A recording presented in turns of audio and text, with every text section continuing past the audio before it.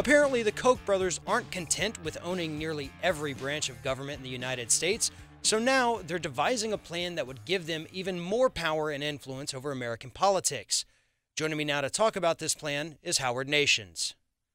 So Howard, we always talk about the Koch brothers, David and Charles, but at this point it really is a little bit more than just the Koch brothers. They have created what they like to call a Koch network.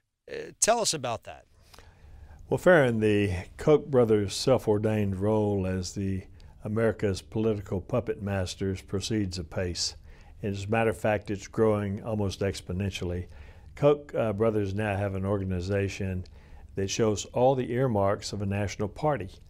They've put tens of millions of dollars into a data company that has detailed, state-of-the-art profiles on 250 million Americans. Think about that. They have in-house expertise in polling, message testing, fact-checking, advertising, media buying, dial-up groups, donor maintenance, all the things that you see in a political party. So at the same time that the mainstream Republicans, led by Mitch McConnell, are trying to reclaim the conservative movement from the outside groups, in which they took a big step in the 2014 election, the Kochs are amassing presidential campaign tools. They're duplicating and exceeding the Republican National Committee. The Kochs have mastery of education laws. They have years of experimentation. They've spent a lot of money on what they now call experimentation, where they learned how to do all this. They seem to have endless cash, and they are actually exceeding the Republican National Committee's data operation, and they're clearly the most important non-party in the United States. So at this point, it almost feels like they are working to either take complete control over the Republican Party, or with all these tools they have in place, like this data mining, they could be creating their own, Koch brothers Libertarian Party. That's what it sounds like to me. Are you picking that up? Yes, the affiliation that they've just obtained with the I-360, which is an organization that was formed by Michael Palmer, who was McCain's chief technical officer in his campaign, that organization merged first with a Koch nonprofit, and then the Koch affiliate, Freedom Partners, invested in I-360. So just to give you an idea who I-360 is, they spent $50 million in the last 4 years linking voter information with consumer data that's purchased from your credit bureaus and other vendors, plus social network data, plus voter affiliation data, campaign affiliation data, and advocacy groups. Now, on each specific voter, and they're working on 250 million of them, they have data of estimated income, voter frequency, the brand of automobile you drive, and your TV viewing habits. And the purpose of all that is to target their advertising precisely to you and whoever they're going for in your demographic. It's one thing when we go online and we search something in Google, they make a little profile and they know exactly what to target their ads towards you. Right. But this is a little bit more in depth than that. This is, they're going out there and they're pulling all this data on human beings based on everything you do. Like you said, they know what kind of car you drive, and they've done this for 250 million Americans out there. So we're talking, probably about 80% of the population somewhere at the Koch brothers, headquarters, they have a file on you. I'm willing to bet to Mike Papantonio, who usually sits in this chair, I'm probably certain that they have a file on him. It's a pretty thick file on Pap. Yeah.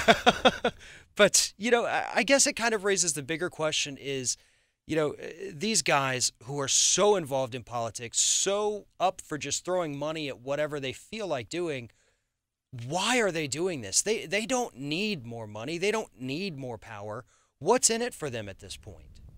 Well, there's several things in it for them at the moment because, first of all, I think I have to disagree in terms of their motivation for this because they have actually gone into it, first of all, I think because their father trained them, raised them as conservatives. Their father was a member of the John Birch Society.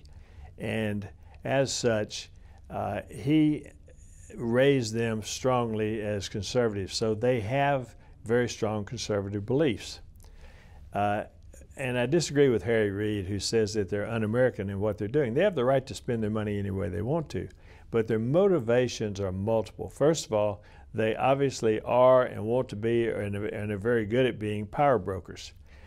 They want to protect their own business interests, and they have major financial purposes in this. The Kochs are the biggest polluters in the United States. They are major employers, and they're two of the top 5 wealthiest Americans. Now, as polluters, the people who control the pollution laws, the EPA and a lot of state pollution agencies, are headed up by the governors and influenced by senators and congresspeople. And so if you're going to be the biggest polluter in the United States, it's easier to buy politicians who will protect you than it is to actually clean up the mess that you're making. They're major employers, so they want to fight unions. And they've been very successful by finding very carefully chosen primarily Republican governors to help them in their battle with labor unions. They also, as employers, they do not favor. They're very opposed to the minimum wage, for example. And they found a friend there in the Republican Party. And a lot of these people that they're supporting, you'll find they're also opposing a minimum wage. They're also two of the top 5 wealthiest people in America. And as such, they have a very strong interest in politicians who will control tax policy, who protect the upper 1% financially, and who are fighting tort reform, among other things, and who are protecting business across the board. Well, you know, you mentioned there too, something you and I had discussed a while back, is that Wisconsin has really become the kind of case study of what the Koch brothers are capable of doing, because I think everything that you just listed there are initiatives that they've taken on in Wisconsin. Right. Is that correct? That's true, and they're doing it in several other states right now. And when you look at who they're trying to trying to support right now, who's garnering their support right now, they're looking ahead to the next presidential election. Obviously, they're being courted by Ted Cruz of Texas, by Rand Paul of Kentucky, by Chris Christie of New Jersey, and by Rick Perry of Texas. Their political organization has set up and established methods for courting veterans and for courting Hispanics and reaching out to Hispanics. And also, very wisely, they're doing the same thing that President Obama did so successfully. They're now reaching out to the millennials, trying to get to all those groups. So it's a very strong, well-reasoned, well-thought-out organization and network that they've put together. They have a huge advantage over the Republican National Committee in that they are not required to be neutral in Republican primaries. The RNC just has to take a neutral hand in Republican primaries.